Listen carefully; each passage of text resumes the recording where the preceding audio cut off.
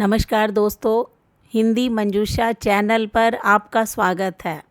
चलते हैं कहानी मंच की ओर। आज की छोटी सी कहानी जो कि जीवन के प्रति आपकी सोच बदल सकती है। कहानी देवरानी जेठानी की है और ये कहानी जीवन के प्रति आपका दृष्टिकोण बदल देगी।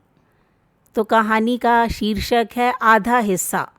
शादी के बाद जब सुमन घर की बड़ी बहू बनी तो जिम्मेदारियों का सिलसिला भी शुरू हो गया। कुछ ही समय में देवरानी भी घर में आ गई। देवरानी प्रिया, जो कि सुमन से ज़्यादा पढ़ी लिखी और आधुनिक सोच की मालकिन थी, तो सुमन ने सोचा कि उसके साथ मिलकर कुछ अधूरे शौक़ पूरे कर सकेगी। घर का माहौल हल्का फुल्का बनेगा। अक्सर देवर से मजाक में कहती, आपके साथ बाहर ना भी जाऊं, आपकी पत्नी से खूब मस्ती करूंगी। तो देवर मुस्कुरा देते। लेकिन जब प्रिया देवरानी घर में आई तो शुरुआत में लगा कि घर के कामों में हाथ बटाएगी, लेकिन सुमन को जल्दी ही समझ आ गया कि उन्हें रसोई या घरेलू जिम्मेदारियों में कोई दिलचस्पी नहीं है। सुमन की सास उम्मीद करती थी कि प्रिया सुमन का सहयोग करे, पर लेकिन प्रिया से जब एक दिन सुमन ने शाम को थोड़ा मदद करने के लिए कहा तो उन्होंने मुस्कुराकर जवाब दिया, भाभी दिन भर ऑफिस का काम इतना थका देता है कि घर आकर कुछ करने की ताकत नहीं बचती।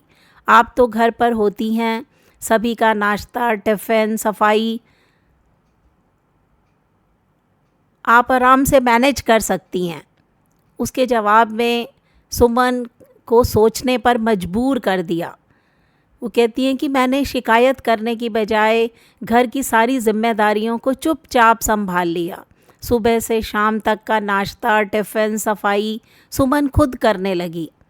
2020-21 में कोविड की लहर आई। उसके दौरान सुमन के पति और उसके देवर दोनों बीमार पड़ गए। प्रिया अपने पति को लेकर मायके चली गई, वहाँ प्राइवेट डॉक्टर से इलाज कराया और सुमन के पति की हालत बिगड़ने लगी। तो सुमन ने प्रिया से आग्रह किया कि मेरे पति को भी उसी डॉक्टर को दिखा दीजिए। तो ठंडे स्वर में प्रिया ने कहा, भाभी डॉक्टर की फ़ीस 3,000, दवाइयाँ 2,000, ऑक्सीजन सिलेंडर का खर्चा 2,000 है, क्या आप वहन कर पाएंगी? तो उस वक्त सुमन की आर्थिक निर्भरता ने उसे अंदर तक झकझोर कर रख दिया। फिर भी भगवान की कृपा से सुमन के पति स्वस्थ हो गए, जीवन पटरी पर लौटने लगा। कुछ समय बाद जब ऑफिस दोबारा खुला तो सुबह प्रिया ने सुमन से कहा, भाभी आज ऑफिस जा रही हूँ, लंच पैक कर दीजिएगा। सुमन रसोई में ही काम कर रही थी। पिताजी ने सुमन को रोकते हुए कहा, सुमन रुको, यह काम अब प्रिया को खुद करना चाहिए।